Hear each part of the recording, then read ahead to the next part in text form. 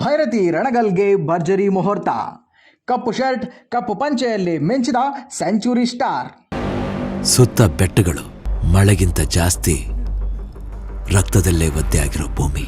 ಅಲ್ಲೊಬ್ಬನಿಗೆ ಒಂದೇ ತಲೆ, ಅವನ್ನ ರಣಗಲ್ಲು ಅಂತಾರೆ.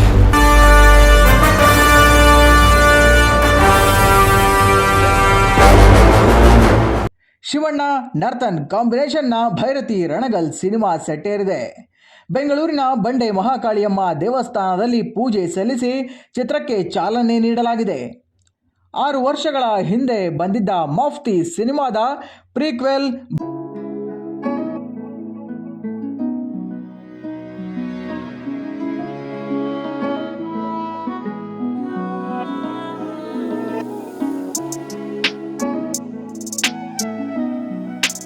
ಹಿನ್ನೆಲೆಯನ್ನು ಹೇಳ ಹೊರಟಿದ್ದಾರೆ ನರ್ತನ್.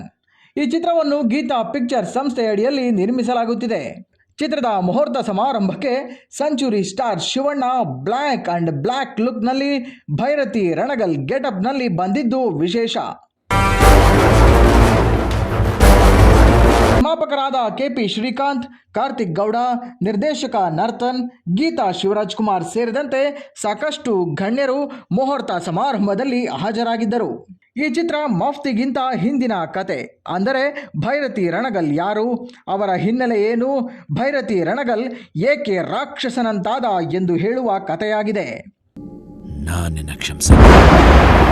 ಮಫ್ತಿಗಿಂತ 5-6 ವರ್ಷ ಹಿಂದಿನ ಕಥೆಯಾಗಿರುವುದರಿಂದ ಶಿವಣ್ಣ ಸುಮಾರು 26 ವರ್ಷ ವಯಸ್ಸಿನ ಯುವಕನಾಗಿ ಕಾಣಿಸಿಕೊಳ್ಳಲಿದ್ದಾರೆ ಎಂದರು ಚಿತ್ರತಂಡ. ಇವಾಗ ನಮ್ಗೆ ಶಿವಣ್ಣ ಡೇಟ್ಸ್ ತುಂಬಾ ಇಂಪಾರ್ಟೆಂಟ್. ಆ ಡೇಟ್ ಪ್ಲಸ್ ರೇಟ್ ಮ್ಯಾಚ್ ಆದ್ರೆ ಯಾರಾದ್ರೂ ಓಕೆನಾ. ಸದ್ಯಕ್ಕೆ ಭೈರತಿ ರಣಗಲ್ಗೆ ನಾಯಕಿಯಿದ್ದಾಳೆ ಎಂಬ ಮಾಹಿತಿಯಷ್ಟೇ ಸಿಕ್ಕಿದ್ದು, ಯಾರು ಎಂಬುದು ಇನ್ನೂ ಗೊತ್ತಿಲ್ಲ. ಭೈರತಿ ರಣಗಲ್ ನಾಯಕಿಯ ಪಾತ್ರವೂ ಕೂಡ ಬಹಳ ಮುಖ್ಯವಾದದ್ದು. ಕಥೆಗೆ ಹೊಂದಿಕೊಳ್ಳುವ ನಾಯಕಿಯ ಆಯ್ಕೆಯಾಗಬೇಕಿದೆ. ಆದಷ್ಟು ಬೇಗ ನಾಯಕಿ ಯಾರೆಂದು ರಿವೀಲ್ ಮಾಡ್ತೀವಿ.